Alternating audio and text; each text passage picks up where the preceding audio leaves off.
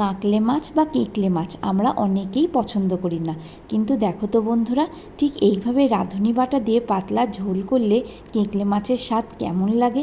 Hello friends, welcome back to Aju and mom cooking and blogging. কেকলে মাছ রান্নার জন্য প্রথমেই আমি কেকলে মাছগুলোকে একটা বড় থালায় নিয়ে নেব আর নুন আর হলুদ মাখিয়ে ম্যারিনেট করতে দেব। কেকলে মাছগুলো বাজার থেকে আনা এবং কেটে আনা, সেজন্য আমার কাটতে হয়নি। আর এটা আমি ফ্রিজে রেখেছিলাম, ফ্রিজ থেকে বার করার পরে রুম টেম্পারেচারে আসলে তবে আমি নুন হলুদ মাখিয়েছি। নুন হলুদ মাখানোর পরে আমি এটা মিনিট 15-20 রেস্ট দেব। এবার আমি রাঁধুনি বাটাটা তৈরি করে নেব। এখানে আমি 3 চা চামচ রাঁধুনি নিচ্ছি। এটা আমি মিক্সার গ্রাইন্ডারে বাটবো, সেই জন্য 3 চা চামচ রাঁধুনি আমার এখানে দরকার হলো। তোমরা যারা শিলে বাটবে 1.5 চা চামচ রাঁধুনি হলেই যথেষ্ট, কারণ শিলে মশলাটা অনেক পেস্ট হয় ভালো বা স্মুথ হয়, কিন্তু এখানে মিক্সারের বাটির মধ্যে বা গ্রাইন্ডারের বাটিতে কিন্তু মশলাটা ততটা পেস্ট হবে না বা ততটা স্মুথ হবে না। সেই জন্য আমি এখানে ছেঁকে নিচ্ছি আর নিচের যে ছিবড়াটা সেটা আমি সরিয়ে রাখবো। এবার আমি একটা কড়াই গ্যাসের ফ্লেমের ওপরে চাপিয়ে দেবো আর তার মধ্যে সর্ষের তেল দিয়ে দেবো পরিমাণ মতো। তেল গরম হলে তার মধ্যে সামান্য একটু হলুদ দিয়ে নেড়ে চেড়ে নিয়ে আমি এবার মাছগুলোকে ভাজতে থাকবো। যেহেতু আঁশ ছাড়া মাছ, তাই একটু তেলের ছিটে কিন্তু পড়তে পারে, তাই ঢেকে ঢেকে রান্না করব। আর এক পিঠ মোটামুটি 30 সেকেন্ড ভাজা হয়ে যাওয়ার পরে উল্টে নিয়ে আর এক পিঠ 30 সেকেন্ড ভাজলেই কিন্তু মাছ ভাজাটা আমাদের রেডি হয়ে যাবে। বেশি ভাজলে বা বেশি কড়া হয়ে গেলে কিন্তু খুব একটা খেতে ভালো লাগবে না। এবার ঢেকে ঢেকে আমি সমস্ত মাছগুলোকে ভেজে নিলাম। ভাজা হয়ে গেলে আমি এবার মাছগুলোকে একটা পাত্রে আলাদা করে সরিয়ে রাখবো। আমার এখানে দেখো বন্ধুরা, সমস্ত মাছগুলো কিন্তু ভাজা হয়ে গেছে।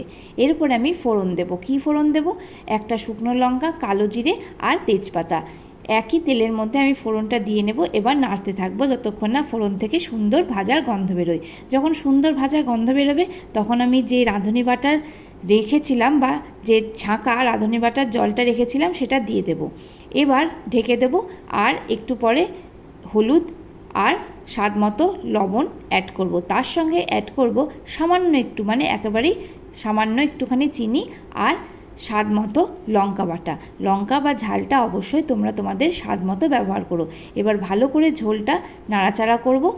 নাড়াচাড়া করতে করতে যখন এই রকম আসবে, মানে একটু চুরবুর চুরবুর করবে, তখন আমি এর মধ্যে দিয়ে দেব জল। 1.5 বাটি আমি এখানে জল দিয়েছি, মেজারমেন্ট কাপের 1.5 কাপ। এরপরে ঝোলটা ফুটে উঠলে এর মধ্যে আমি ভাজা মাছগুলো দিয়ে দেব। ভাজা মাছগুলো দিয়ে ফুটে ওঠার জন্য আমি কড়াইটা ঢেকে দেবো মিনিট 2-এর জন্য। মিনিট 2-এর মধ্যে সুন্দরভাবে মাছগুলো ফুটে উঠবে। এবার আমি মাছটা নেড়ে চেড়ে দেখে নেব লবণ হলুদটা ঠিক আছে কিনা। যদি কিছু প্রয়োজন হয় লবণ, চিনি বা হলুদ, সেটা আমি এখনই অ্যাড করব। আর বন্ধুরা, তোমরা কিন্তু ঝোলটা তোমাদের ইচ্ছা মতো করে নিতে পারো, তবে খুব পাতলা ঝোল বা একেবারেই গামাখা ঝোল কিন্তু ভালো লাগবে না। একটু মাঝারি, মানে না পাতলা না গাঢ় ঝোল ভালো লাগবে। এইবার ফুটে উঠলেই স্ট্যান্ডিং টাইমে দেবো আর গ্যাসটা অফ করে দেবো। তাহলে কিন্তু আমাদের একেবারে কেকলে মাছের রাঁধুনি বাটা দিয়ে ঝোল রেডি হয়ে গেছে। গরম ভাতে কিন্তু খেতে খুব ভালো লাগে। যদি ভিডিওটা ভালো লাগে অবশ্যই একটা লাইক করো, শেয়ার করো, কমেন্ট করো। নতুন বন্ধুরা পাশে থেকে চ্যানেলটা সাবস্ক্রাইব করো। অবশ্যই বেল বাটন ক্লিক করো যাতে আমার দেওয়া ভিডিও তোমাদের কাছে পৌঁছায় সকলের আগে।